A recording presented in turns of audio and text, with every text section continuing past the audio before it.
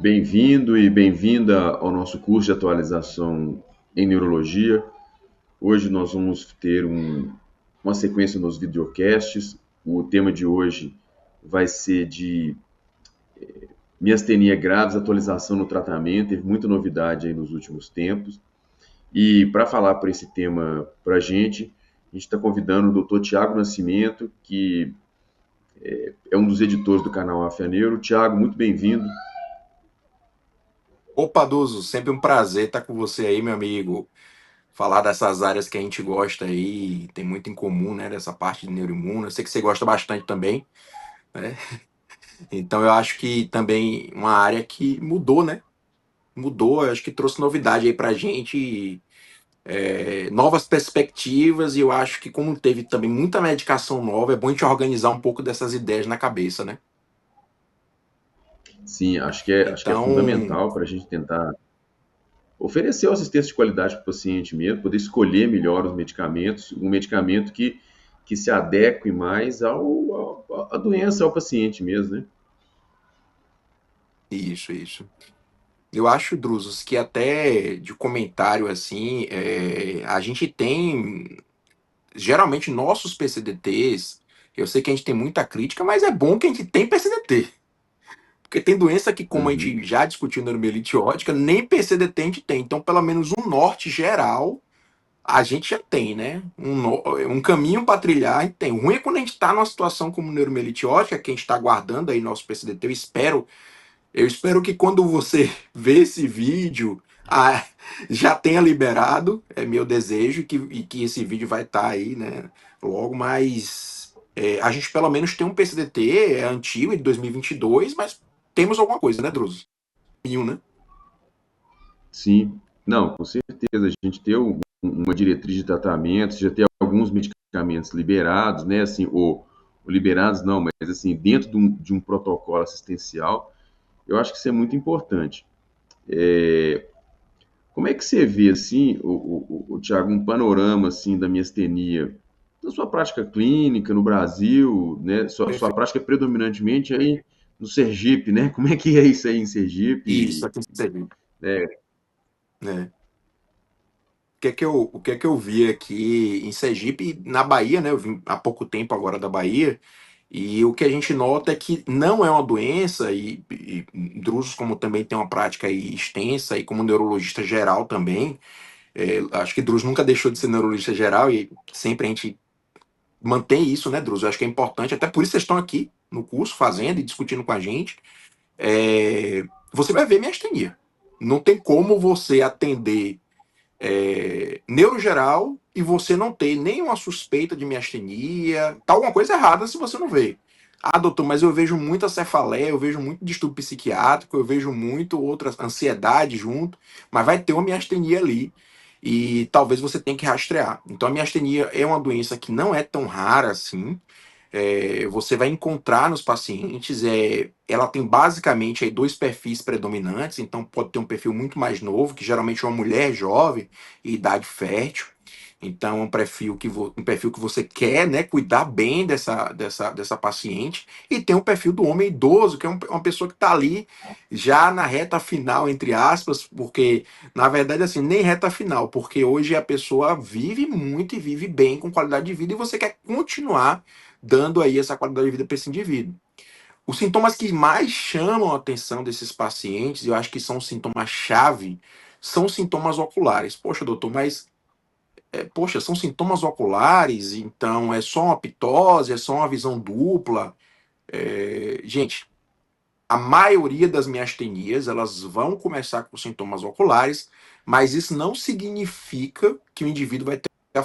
Para você dizer, no mínimo, que esse indivíduo tem a forma ocular, você tem que passar ali 2, 3 anos acompanhando esses pacientes. De maneira geral, os consensos falam sobre 2 anos ali estabilizado ali em sintomas oculares. Mas a maioria dos pacientes vão evoluir para a forma generalizada. Então, esse geralmente é o quadro, e o quadro é o quê? A forma generalizada, você vai ter fraqueza, predominantemente de membros superiores, pode ter de membros inferiores também, proximal, como a gente tem aí uma doença de junção neuromuscular, e eu estou falando que é de junção neuromuscular, e já falo de cara que o maior perfil é o acetilcolina positivo, 85% dos casos, e que esse acetilcolina positivo vai estar relacionado a uma fisiopatologia que envolve a ativação do sistema complemento. Então, logicamente, que é um anticorpo direcionado a o receptor de acetilcolina que fica pós-sináptico. Então, eu estou dizendo para você já várias informações aí, que eu tenho um anticorpo específico, que esse anticorpo específico ativa o complemento, mas ele faz mais duas coisas principais, né? Tem outras coisas que ele faz. É bloquear a ligação da acetilcolina, então eu não tenho contração muscular, e internalizar esses receptores, porque você faz ali um mimetismo e você consegue internalizar. Então, esses três mecanismos são os principais e são eles que muitas vezes causam sintomas. É uma doença que começa num problema de autorregulação, de autoidentificação ali e começa no timo. Então, a principal tipo de doença, que é desse anticorpo positivo, ela está relacionada a uma patologia tímica, entre aspas. E aí é já para você ter uma lembrança do que você vai estar atento para esse paciente. E aí depois você vai ter esse problema aí de autoimunidade que vai interferir em célula B, que vai interferir em célula T inicialmente, depois B, e que vai produzir anticorpo. Temos outros marcadores também, anti-mus, que temos, que infelizmente não está contemplado do nosso PCDT. O anti-mus é um anticorpo, o segundo mais frequente aí, né? E que tem sintomas muito menos oculares e muito mais relacionados à questão bulbar. São pacientes que podem evoluir com questões respiratórias importantes, mas lembre que o principal anticorpo vai ser aquele que mais vai ter crise miastênica mesmo. As crises miastênicas vão acontecer no primeiro e segundo ano. E não quer dizer que é porque é antimúsculo, é mais do acetilcolina que é o mais frequente. Temos anti-LRP4 também e os soronegativos, né? E existem, lógico, outros anticorpos, a grina, etc., mas esses são os principais. E, gente, você entende uma doença aí que tem fenótipos muito diferentes, né? Tem o fenótipo acetilcolina positivo, tem o fenótipo acetilcolina positivo na mulher jovem, no homem idoso. Como é que eu vejo isso aí? Então, é um tipo de paciente que o nosso PCDT não contempla antimúsculo, mas contempla a maioria dos pacientes que são os acetilcolina positivos. Doutor, como é que eu dou o diagnóstico? Eu tenho que ter fadigabilidade. Na clínica eu tenho que ter essa fadigabilidade. Pode ser no decorrer do dia, o paciente às vezes já acorda também assim, com esse cansaço, né? Lembre que fadigabilidade, ou fatigabilidade, na verdade, não é fadiga. Fadiga vai estar em qualquer doença autoimune, vai estar na neuromielite, vai estar na esclerose, vai estar na polimiosite, vai estar também aqui. Mas a questão é você fazer um exercício e fadigar e principalmente olhar para os sintomas oculares, gente. Os sintomas oculares são muito característicos da miastenia e são muitas vezes os iniciais. Lógico que tem outros, né? Eu posso ter a cabeça caída no indivíduo, sintoma raro. 10% dos pacientes têm isso. É pouco. Mas eu já vi um acetilcolina positivo, recentemente, inclusive, que tinha o pescoço caído, abriu com o pescoço caído. É mais raro. Sintomas respiratórios costumam ser mais vinculados à crise, mas lógico, não exclui ter um quadro de insuficiência respiratória ou déficit respiratório, melhor dizendo, à noite, certo? Então, assim, são aqueles pacientes que têm a fraqueza proximal. E aí, para eu dar o diagnóstico, é interessante eu ter um anticorpo, é interessante eu ter a neurofisiologia e, obviamente, depois da clínica, né? Se eu tiver um anticorpo positivo com a clínica, ok. A clínica compatível, fechei o diagnóstico. Se eu tiver a clínica compatível com a eletroneuromiografia compatível, aí eu vou ter o diagnóstico. Lembre, né, gente, uma eletroneuromiografia que vai ter um estímulo repetitivo. Isso é importante. Lógico que se fosse escolher uma eletroneuromiografia, a gente queria de fibra fina, porque ela tem uma acurácia diagnóstica maior, mas a disponibilidade é menor. Ah, doutor, eu vim de uma época que o pessoal não fazia diagnóstico assim. Ele nem pedia anticorpo, porque não tinha acesso. Ele fazia um teste terapêutico. Fazia lá um teste terapêutico Gente, lógico que isso, quando a gente não tinha acesso, era muito comum e não estava errado. O paciente que responde à principal droga, que é a droga sintomática, que é o Mestinon, e aí eu já entro em tratamento falando que a piridostigmina, o Mestinon, a droga única, não tem nem como não falar esse nome, é, é o tratamento sintomático. Mas não resolve a imunofisiologia, não resolve a imunopatologia. Então é por isso que fazer um tratamento imunológico é interessante. Então, quando a gente olha, Drusos, para o nosso PCDT, ele contempla esse tratamento e contempla o tratamento imunológico. Lógico que vocês vão ver isso escrito, vocês vão ver isso no PCDT, que você inicia com tratamento sintomático, depois você vai para corticoide, depois vai para azatioprina. Mas lembre, gente, que eu não quero que o paciente fique muito tempo com corticoide, porque corticoide é bom, porém é ruim. Então aí você entende que muitas vezes a tríade clássica, que o Mestinon, a piridostigmina, com a azatioprina e o corticoide, é a tríplice inicial para a maioria dos pacientes. E lógico que isso aí está coberto pelo PCDT. Beleza, está coberto. Então, nosso tratamento inicial muitas vezes consiste nisso. Ah, doutor, é um paciente que só tem forma ocular leve, eu posso iniciar pidostigmina? Ah, é só uma criança, eu não quero entrar com corticoide.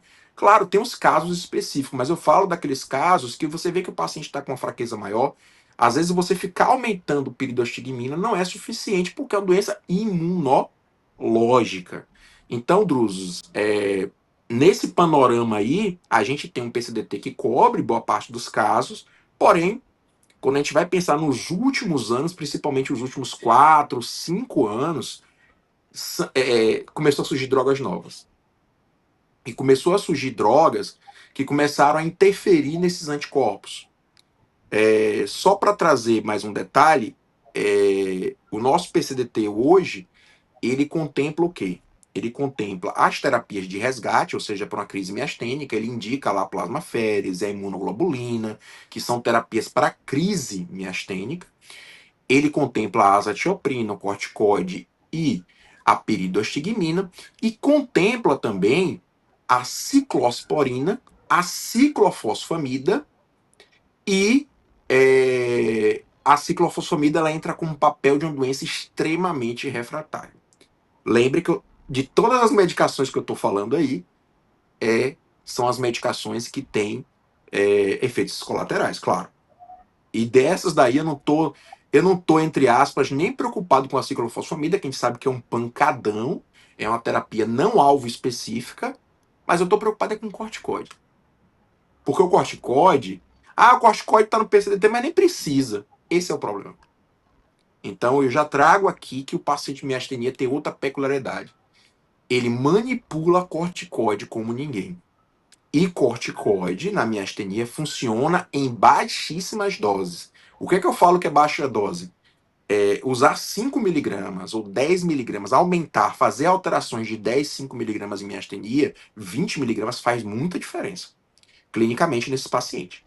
Então, eu acho que essa daí eu já trago aí uma armadilha e esse panorama de miastenia aí muda quando entra as drogas novas, mas hoje a gente tem acesso, infelizmente, a parte chata e ruim, que a gente não tem acesso, é não ter acesso ao tratamento da segundo anticorpo mais frequente, que é o anti-MuSK. E aí, gente, só para trazer logo que não tem nesse PCDT, o anti-MuSK, a gente sabe que tem uma evidência muito boa de uma evidência muito boa do rituximab, do anti-CD20. Ele é o tratamento indicado e o antimúsculo ainda trago mais uma peculiaridade da maioria dos casos antimúsculos, que eles respondem pouco à terapia sintomática, ou seja, a piridostigmina, e mais um motivo para você utilizar aí o rituximab, mas lembrando que não é contemplado essa forma, e se não é contemplado antimúsculo, imagine LRP4, imagine os outros pacientes que podem ter outras formas, né? Mas, Druso, Ô, eu acho que esse Tiago, panorama inicial eu trouxe. sim, eu acho que trouxe muito bem. Eu queria, acho que você falou muito bem da questão da miastenia, que a gente acaba encontrando miastenia no dia a dia do neurologista mesmo. E, e se você não está encontrando miastenia no seu dia a dia, acho que tem que ter atenção, mesmo, porque é uma doença que os pacientes perambulam muito para ter um diagnóstico, né?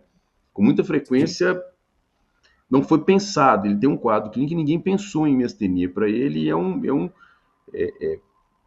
eu acho que isso aí é até um viés, assim, do ponto de vista de diagnóstico, né? As crises miastênicas serem mais precoces na doença, acho que o diagnóstico é na crise miastênica, né? E às vezes É você vê que o isso. paciente chegou à crise miastênica, ele está apresentando com a doença, tem 3 anos, tem 4 anos doente, mas não fechou o diagnóstico, não valorizou. O Uhum. próprio sintoma flutuar, né? Ele vai, um dia tá ruim, outro dia tá bom, aí outro dia tá péssimo, aí como é que diz? O dia que chega no mecânico, tá bom, né? Consertou. E aí fica aquela coisa que o diagnóstico passa, assim. Comente, assim, a experiência que você tem, ou a vivência que você tem, assim, de rituximab para miastenia anti-acetilcolina e de micofenolato. Acho que são duas drogas que não estão no Ah, pronto. PCDT, mas que a gente vê na literatura tem muito uso das duas, né? De micofenolato mofetila Muito. e rituximab no cenário de miastenia anti-acetilcolina mesmo. Perfeito, perfeito, perfeito. É, só para trazer isso que você falou aí de diagnóstico tardio, não é incomum, viu, Druso? Eu tenho pacientes que vieram do psiquiatra. Então, Uhum, assim, com certeza eu tenho talvez também, tem no psiquiatra, isso aí. é isso. Porque, assim, o que é que a gente está trazendo aí? A gente está trazendo uma coisa que parece muito com funcional, né? Que é o quê? Você. Eu brinco, eu trago uma lembrança aqui da enfermaria que a gente fica lá com os residentes e numa das enfermarias que eu trabalhava em Salvador, aí eu examinava o paciente, aí eu falava, não, gente, eu acho que aqui é uma lesão de cesto, cara, tal, não sei o quê. Aí eu saía, né, no outro dia passava outro colega e no outro dia eu já voltava. Aí os meninos falavam, não, doutor fulano falou aqui que era terceiro, não é sexto não. Aí eu brinco, eu criei uma máxima lá na enfermaria que eu falava o seguinte, olha, quando o preceptor diz que um nervo craniano é um e o outro diz outro, começa a suspeitar de miastenia. Por quê? Boa. Você ter a alteração de nervo craniano flutuante e que muitas vezes você tenta topografar e um topografa de um jeito, outro topografa do outro. Opa, variou o exame físico. O nome variação de exame físico, você lembra de funcional, mas ninguém vai fazer um funcional do sexto. Se bem que eu tinha um colega que fazia um funcional do sexto. Mas tudo bem. Mas não era nem funcional, era de propósito. E aí, assim, em resumo, o exame oscila. Então, é uma dica também de você ver um paciente que tem uma diplopia oscilante, que, não, ele está dizendo que tá de diplopia, todo mundo já examinou, não tem nada, esse olho está normal. Ele está dizendo que sente fraqueza no final do dia, ninguém vê nada, exame físico normal. É bem isso, gente. É pensar em miastenia nesses casos, olhar para a musculatura ocular e para a pitose, olhar para sintomas ali que o paciente não está melhorando, pedir os exames complementares para poder fechar e entrando para a parte de Drusos que ele trouxe aí sobre essas drogas, o que que acontece? Se a gente olhar os consensos que já tinham um tempo atrás, a gente tem drogas que se parecem muito quanto à questão da terapia. Então, por exemplo, a azatioprina, o micofenolato, a ciclosporina, elas são três drogas que se parecem muito e inclui aí também o tacrolimus. Quatro drogas, né? Então são drogas imunossupressoras, né? Essas drogas vão ter um papel muito similar, que é justamente fazer a imunossupressão desse paciente. E o que eu sinto, Drusos, assim, principalmente conversando com outros colegas que também trabalham com miastenia, é que é muito particular de cada serviço. Então, assim, por exemplo, por que que hoje eu prefiro a azatioprina e eu trago a azatioprina? Dentre essas, é a que teoricamente, porque tem algumas coisas que a gente deveria fazer até de exame complementar antes de prescrever qualquer azatioprina, mas a gente não faz e a gente utiliza como estratégia usar doses baixas e ver se vai ter esses efeitos colaterais. Eu prefiro a azatioprina porque eu vim da linha da neuroimune. Então, como eu utilizava muito a azatioprina, eu me sinto mais confiante de utilizar a azatioprina e eu entendo os efeitos colaterais e como combatê-los. Mas eu noto que o micofenolato, o tacrolimus e a ciclosporina é muito individual. E, por exemplo, assim, eu tenho pacientes que usam como não tem o micofenolato, só para você ter ideia, o pessoal que trabalha com neuromielite ótica de alguns centros da Europa, e teve um que a gente trabalhou, fez um trabalho em conjunto, eles utilizam mais micofenolato do que asa. Aí a gente vai perguntar a Uhum. eles, não, a gente gosta, a gente monitora bem, inclusive eles conseguem fazer níveis séricos e etc. Então, é por eles conseguirem esses acessos. Então, assim, eu não noto grande diferença.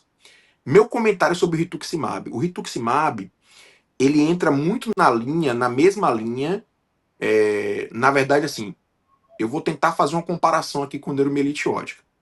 O rituximab é off-label. Então, hoje, a gente vem utilizando menos terapias off-label. Mas eu digo para você, se a gente tiver mais acesso a rituximab, a gente prescreve mais. Tem centros, inclusive eu discuti com alguns colegas do Sul, eles usam de rotina, eles têm mais acesso ao rituximab nos casos refratários. Então, por exemplo, assim, nosso PCDT hoje contempla ciclofosfamida. O que é menos danoso para o paciente? Utilizar uma ciclofosfamida ou um rituximab? Então, hoje a gente tem lá no nosso PCDT que a ciclofosfamida ela entra para esses casos refratários.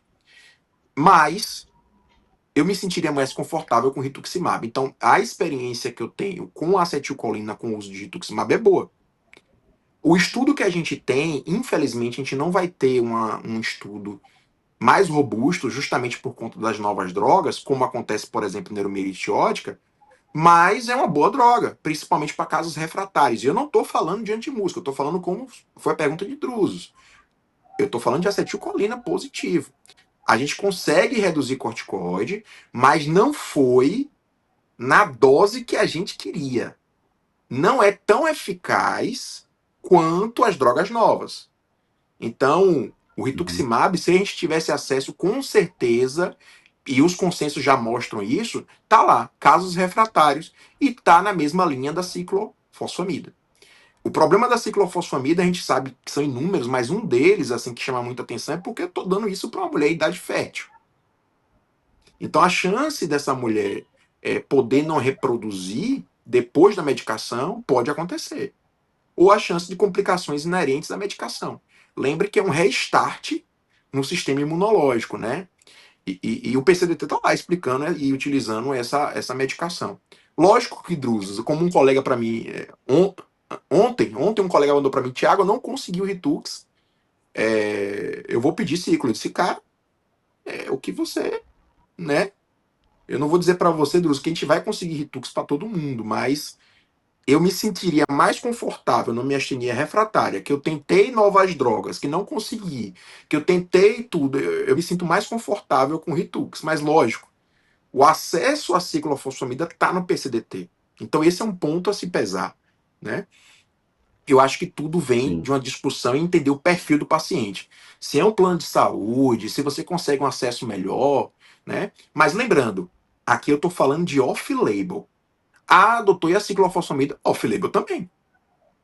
Não é porque é PCDT que só vai ter medicações label, certo? São medicações que se adequam ao protocolo, diretrizes terapêuticas do nosso país.